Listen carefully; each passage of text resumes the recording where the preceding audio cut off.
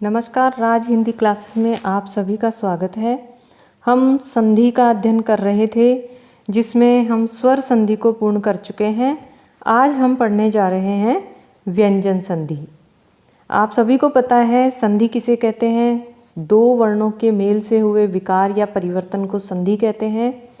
व्यंजन संधि किसे कहेंगे, व्यंजन संधि की पहचान क्या है, वो ये है कि प्रथम शब्द का अंतिम वर्ण व्यंजन हो या अंतिम शब्द का प्रथम वर्ण व्यंजन हो।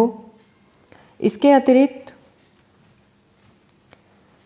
एक इस तरफ व्यंजन हो और इधर स्वर हो, इधर स्वर हो और इधर व्यंजन हो, तो ये तीन प्रकार से हमारे व्यंजन संधि बनती है।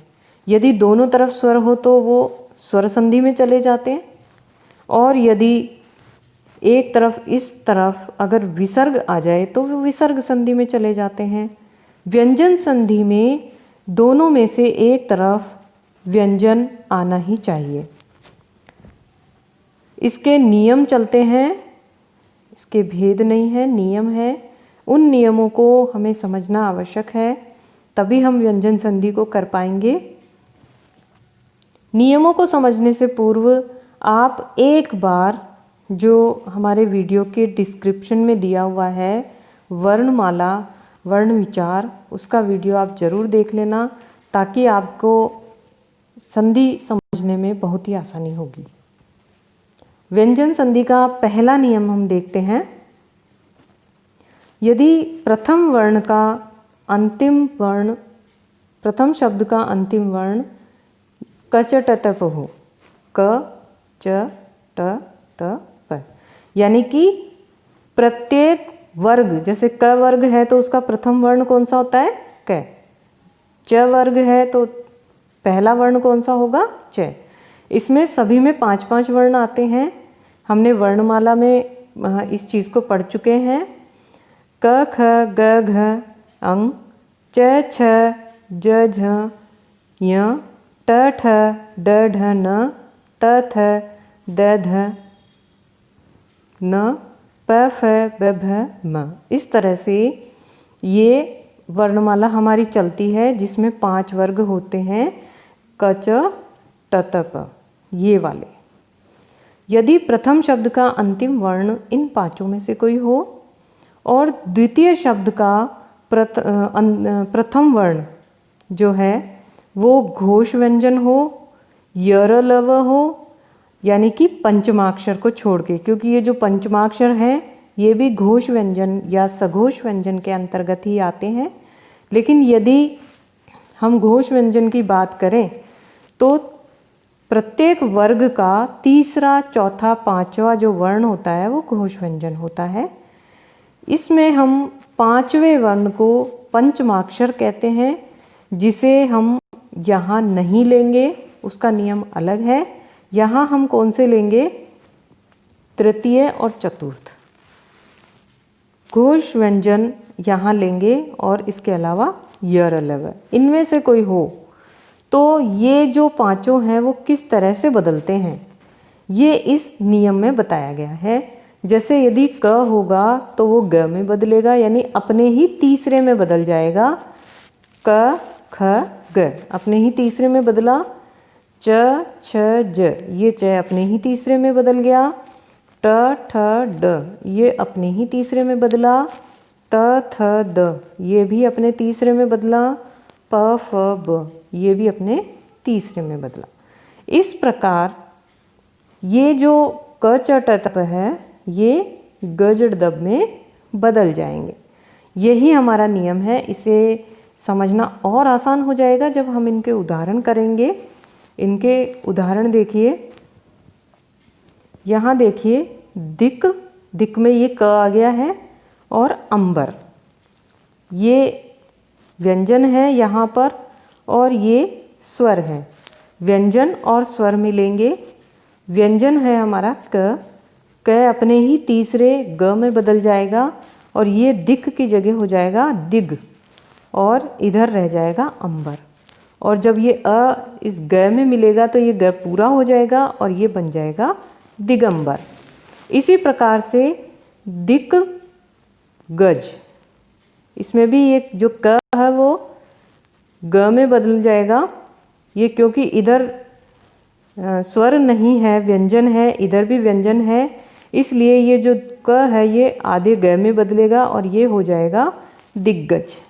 इसी तरह से देखिए अच, अच में च है, ये च अपने ही तीसरे में हो जाएगा और ज बन जाएगा और ये हो जाएगा अजंत। षट गुण, षट में ये जो ट है ये अपने ही तीसरे ड में बदल जाएगा और ये हो जाएगा षडगुण। आगे देखिए जगत ईश, तो जगत में जो त है ये अपने ही तीसरे जगत द में बदल जाएगा और ये हो जाएगा जगदीश। द में जब ई की मात्रा लगेगी तो ये होगा जगदीश। इसी प्रकार पंच आभ, जो च है अपने ही तीसरे ज में बदल जाएगा और ये हो जाएगा पंजाब। उतगम, ये जो त है ये द में बदलेगा और ग ऐसे कैसे रहेगा और ये हो जाएगा उद्गम। चित्ररूप, ये जो आधा तय है वो आधे ग में बदला और ये बन गया चिद्रूप। सतविचार, सतविचार में ये बन जाएगा सदविचार। त थ द यानी द बन जाएगा, ये जो तय है वो द में परिवर्तित हो जाएगा। इसी प्रकार भगवत भक्ति, भगवत भक्ति में ये जो त है वो द में बदल जाएगा और ये बन जाएगा भगवत भक्ति। इस प्रकार से आपके पहले नियम के संधि का परिवर्तन होगा।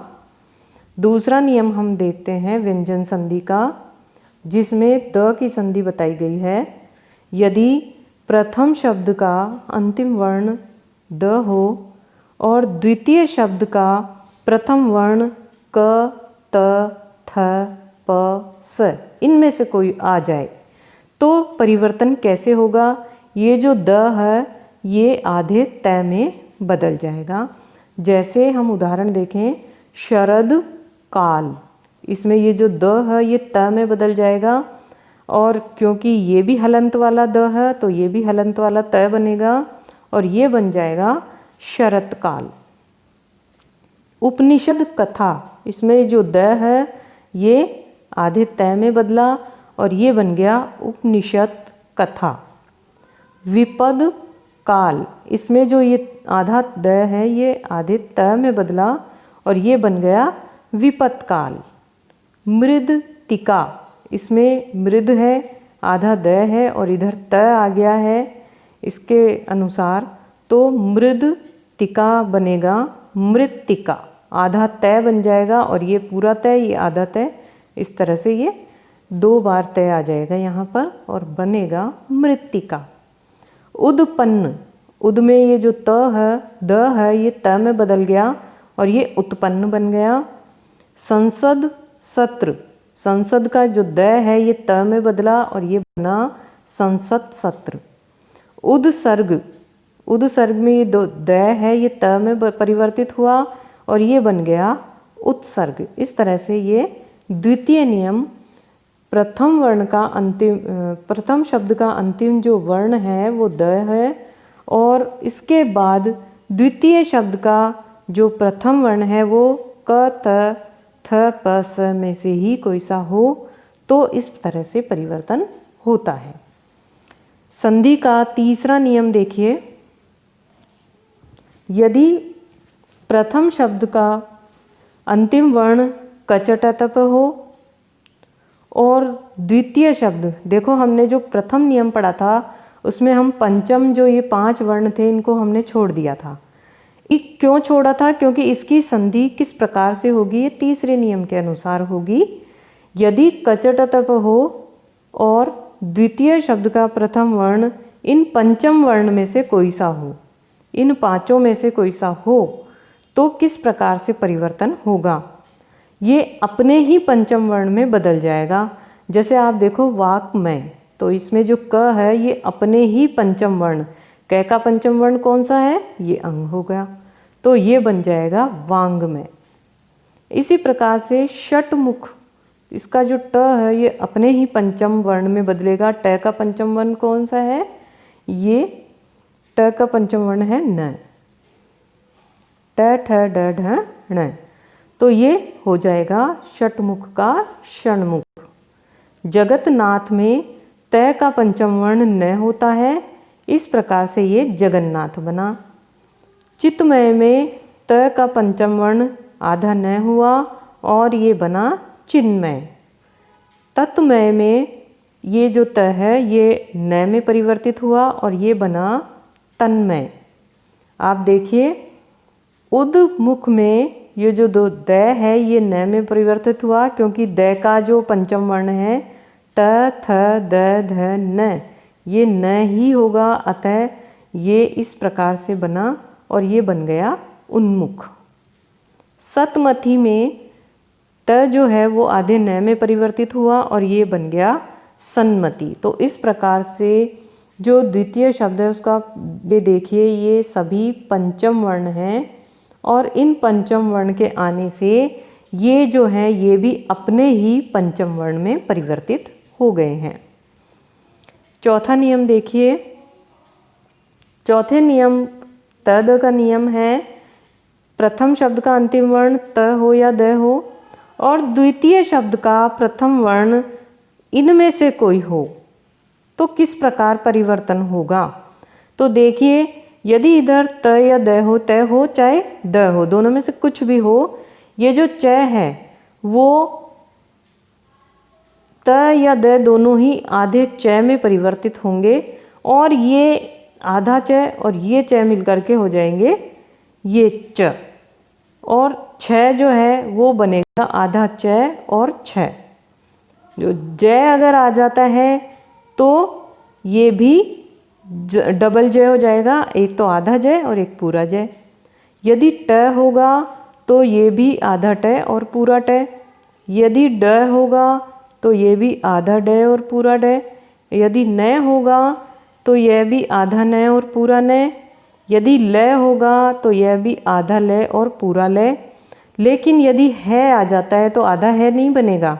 यदि है आ जाता है तो आधा ध और आधा द और ये ध, इस तरह से बनेगा और ये इस प्रकार परिवर्तित होगा। यदि श आ जाता है तो ये जो श है ये आधे च में परिवर्तित होगा और इस प्रकार ये आधा च और छ, इस प्रकार परिवर्तन इसमें होगा। तो इन्हें आपको विशेष रूप से ध्यान रखना है। जब भी परीक्षक को थोड़ा सा कठिन बनाना होता है तो इस तरह से के शब्द वो दे देता है।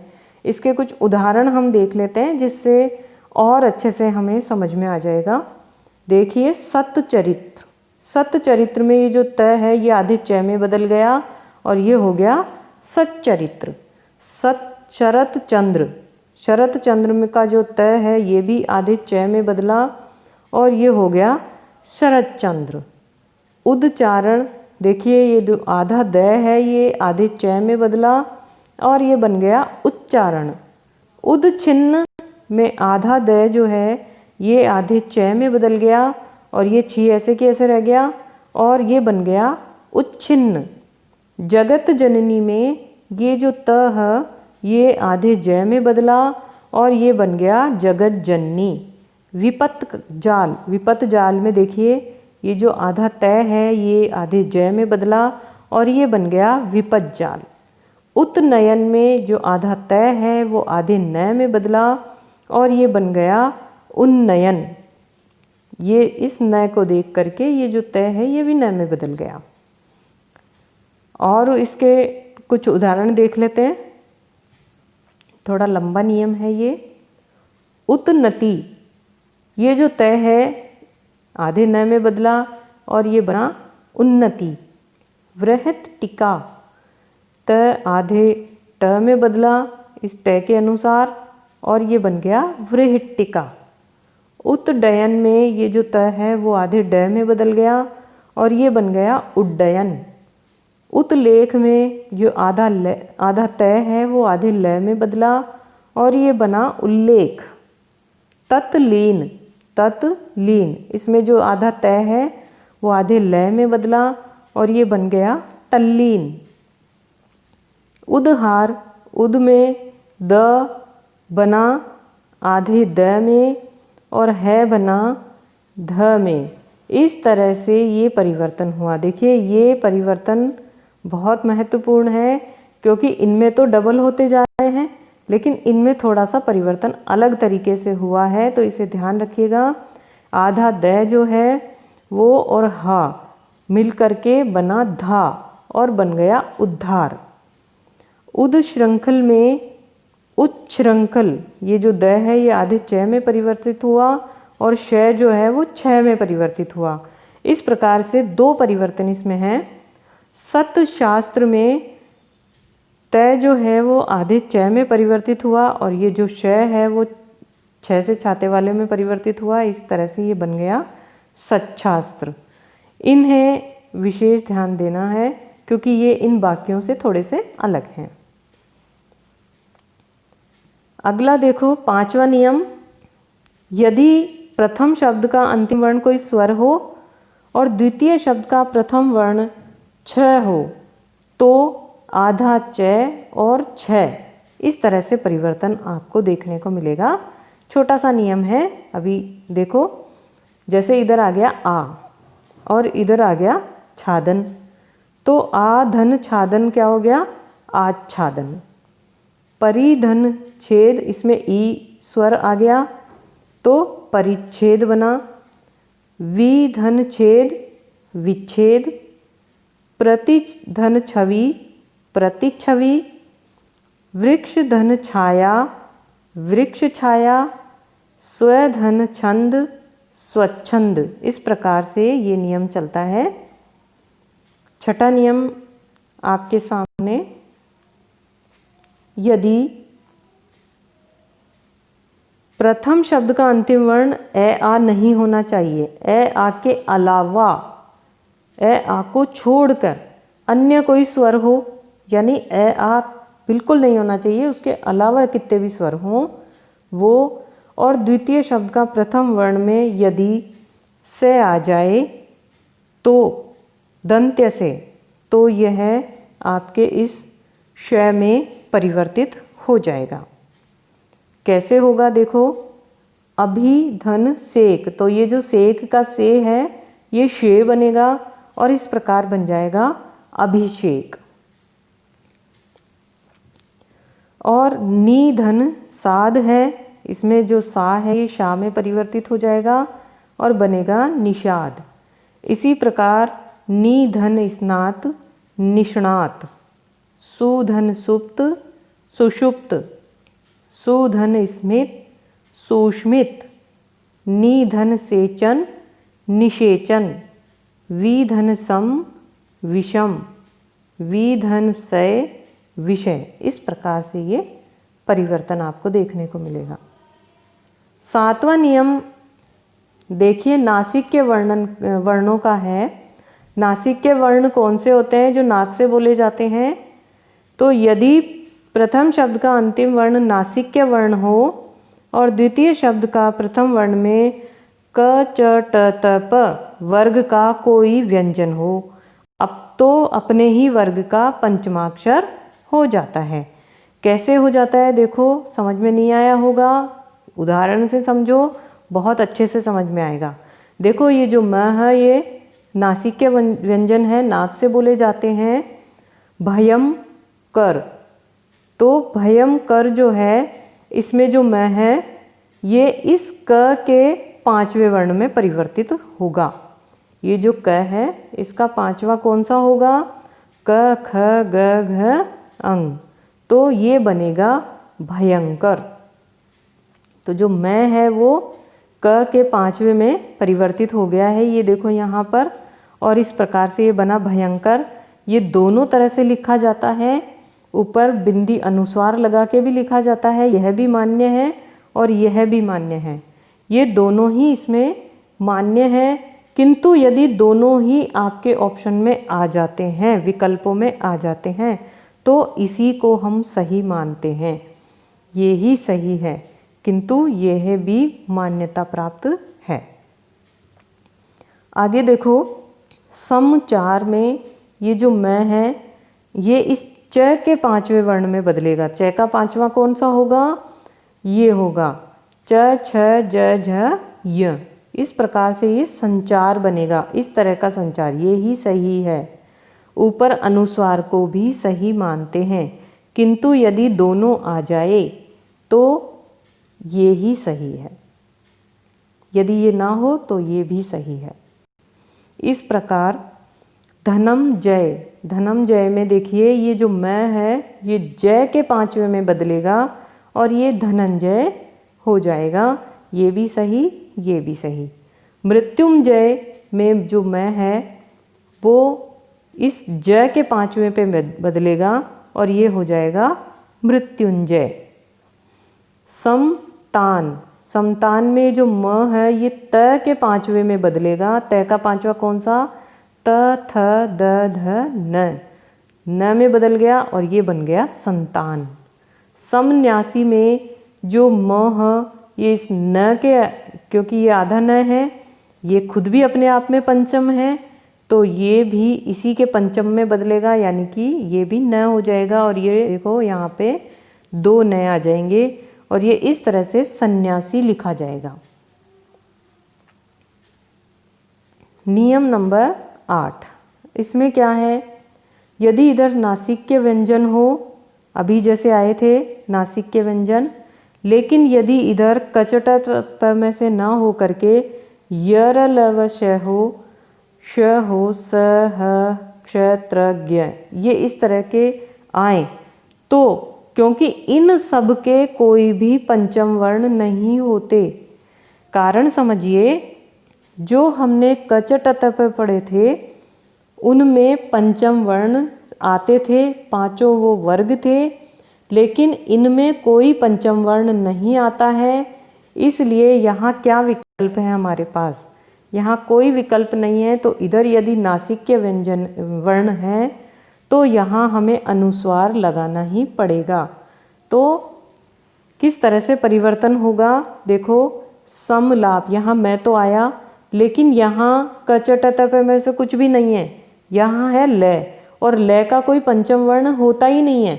आप वर्णमाला पढ़ के देखना, लय का कोई पंचम वर्ण नहीं होता। इसलिए हम इस मैं को अनुस्वार में परिवर्तित कर देंगे और इसका परिवर्तन होगा संलाप। ये देखो अनुस्वार बन गया। यही कारण है सभी में अनुस्वार में परिवर्तित होंगे। सम हार में जो मैं है ये अनुस्वार बना और यह हो गया संहार। समयंत्र संयंत्र, समरक्षण संरक्षण, समसार संसार। इस प्रकार से ये आपका 8वां नियम चलेगा। है वही 7वां वाला नियम ही है, किंतु उसमें हमें वर्ग का 5वां करना है। इसमें क्योंकि वर्ग का 5वां होता ही नहीं है, इसलिए हमें अनुस्वार में परिवर्तित करना है। नियम नंबर 9 देखिए, यदि प्रथम शब्द का अंतिम वर्ण परी हो या सम हो और द्वितीय शब्द का प्रथम वर्ण जो है वो कृ धातु का कोई शब्द हो, कृ धातु यानी क जैसा कोई शब्द हो, तो कैसे परिवर्तित होगा? कि जो परी है वह तो इस श में परिवर्तित होगा और जो सम है वो इस श में परिवर्तित होगा। यानी कि इस तरह से परिवर्तन कैसे होगा शब्दों के द्वारा समझेंगे। परिधन कृति ये बना परिष्कृति, परिधनकार बना परिष्कार, समधनकरण बना संस्करण, समधनकार क्या बना? संस्कार। इस प्रकार से इसमें परिवर्तन होगा। छोटा सा नियम है और बहुत ही सरल है। नियम नंबर 10 देखिए, मूर्धन्य जो श है, ये वाला जो श है, ये हो प्रथम शब्द का अंतिम वर्ण, और यदि द्वितीय शब्द का प्रथम वर्ण त या थ में से कुछ हो, ये त या थ में से कुछ आना चाहिए यहाँ पर, ये देखो, और इधर आना चाहिए मूर्धन्य श, इस तरह का श। तो कैसे परिवर्तन होगा? पुष धन त, तो ये जो श है ये आधा श है और ये जो ट है ये देखिए तय है जो ट में परिवर्तित हो गया है, इसमें परिवर्तन हो गया है और ये हो गया पुष्ट। इसी तरह से सृष्टि, तो सृष्टि तो ऐसे की ऐसे रहेगा और ये जो ती है वो टी में परिवर्तित हो जाएगा और ये बन गया सृष्टि। शेष थ आ गया, थ हुआ तो ये ठ में परिवर्तित हुआ और ये बन गया षष्ठ। नष्ट, ये हुआ नष्ट। कष्ट, ये हुआ कष्ट। भ्रष्ट, ये हुआ भ्रष्ट। इस तरह से इस वाले वर्ण में हमें परिवर्तन देखने को मिला। यदि त है तो ट में बदलेगा और थ है तो ठ में बदलेगा। आगे देखते हैं नियम नंबर 11। अब होने ही वाली है, नियम काफ़ी हो चुके हैं किंतु इतने नियम तो व्यंजन संधि में आपको करने ही पड़ेंगे। देखिए, प्रथम शब्द का अंतिम वर्ण यदि ई, री, र, श में से कुछ हो और यदि द्वितीय शब्द का प्रथम वर्ण न हो तो ये जो न है ये ण में परिवर्तित हो जाएगा। इसको ण की संधि भी कहते हैं। कैसे? परि धन नय, परिणय। राम धन अयन, रामायण। देखो ये अंतिम यहाँ परिवर्तन हुआ है, यहाँ तो दीर्घ संधि का परिवर्तन हुआ है किंतु न की जो संधि है वो जहाँ भी ये न आएगा, नल वाला न, वहीं पे परिवर्तन होगा। यहाँ अयन में लास्ट में आया है, अंतिम जो वर्ण है वो है तो ये न हो गया।